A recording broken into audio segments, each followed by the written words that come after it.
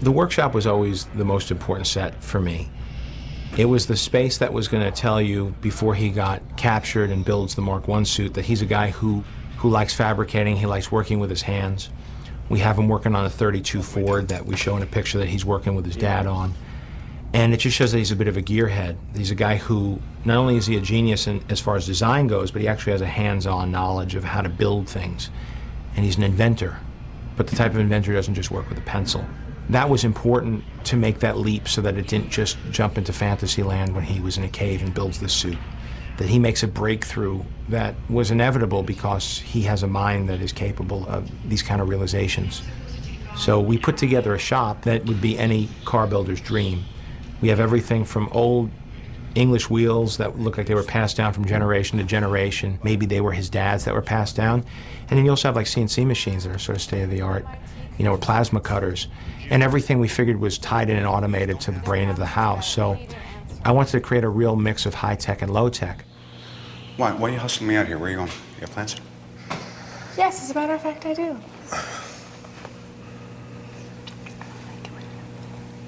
You don't like me? What?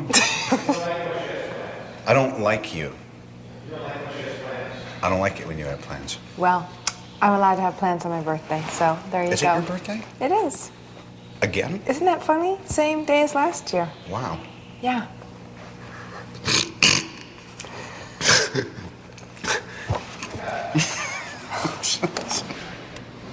Yeah, there it is. Thank you. Hold up. You're probably feeling coolness. Unless it, I was definitely not a comic book reader, but my brother was, so Here we go. Pictures up. I grew up with Marvel Comics around the house, and my brother had Spider-Man underoos and Spider-Man sheets and Spider-Man everything from a very young age, and he was definitely into comic books, so I was exposed to it, although, you know, I'm a girl, let's face it, so. You feel it? You feel the wind? Oh, Okay. pus! Okay, don't worry about it. It's not pus, it's an organic plasmic discharge from the device. It's not from my body. Oh, it smells. It's basically making a very tall upside-down U. I'm a huge military channel and Sergeant Rock. I mean, so superheroes are great. Superheroes who manufacture weapons and then build one that they wear and use, to me, is just a complete nerdgasm. Now we're ready. I think the band's ready to go on. So without further ado, I present Robert Downey Jr. and the Boot Brigade. In an origin story of a superhero, you have certain responsibilities, one of which is, you know, showing how the hero came to be. And it takes a lot out of a movie to have that kind of burden. But what it gives you is the opportunity to allow the audience to sort of become the hero with the hero. And I have the most fun as a viewer when I see the learning curve of a hero. There's a tendency to want to just go right for the fighting and right for the action.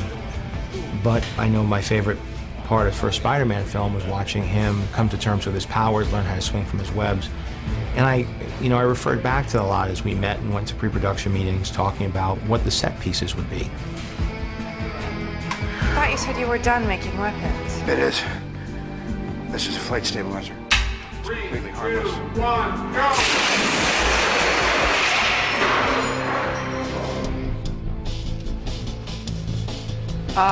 Well, watch where you point your flight stabilizer.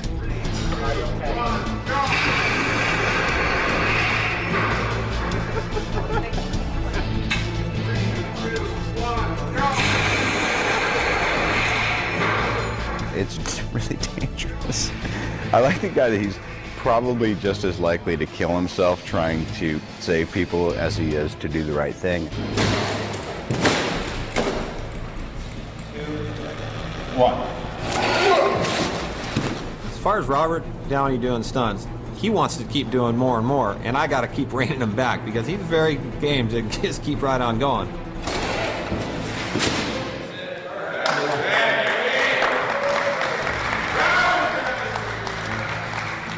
Following him while he's going. So when he hits the wall and falls down, there could be like a beat of no movement, and it's just punctuated by the blast. Because it's a timing thing, so.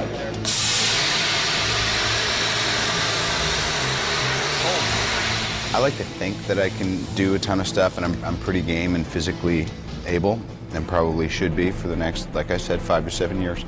So, but then I'll talk to Tommy, and he'll be like, yeah, we're not gonna have you do that. I could do that. He goes, no, you couldn't. Well, maybe you could, but I wouldn't let you.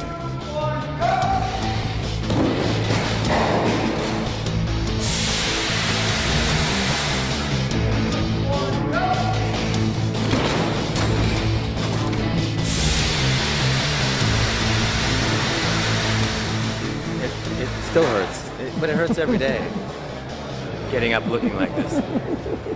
It hurts in here, emotionally. But I'm doing better. I'm doing better. Can I go now?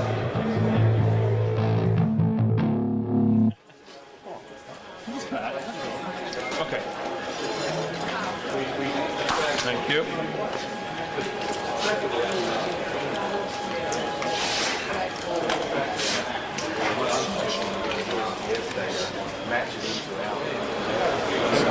We're about to do Tony Stark experimenting with the combination of boots and gauntlets. This is his first successful flight in his workshop.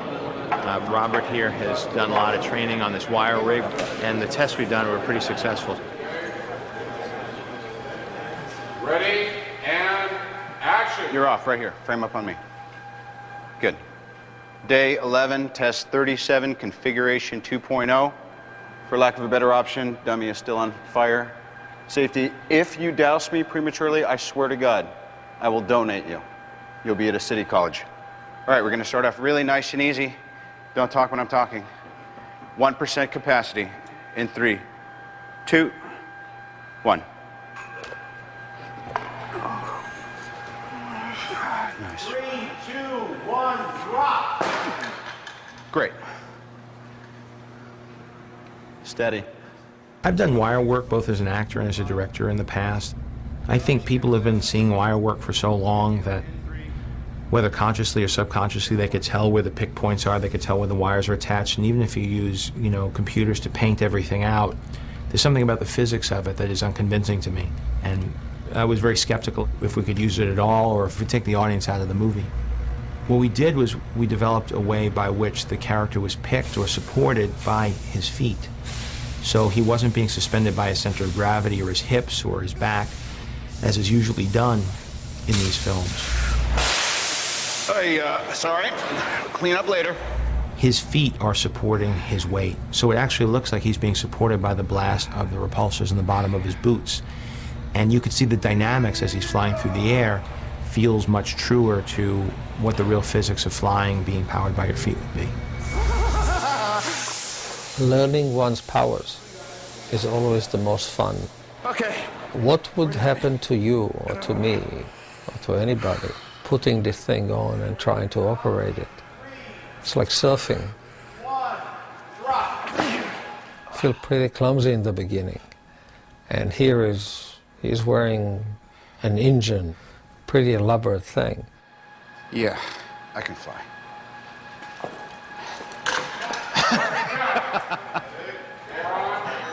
Oh, man.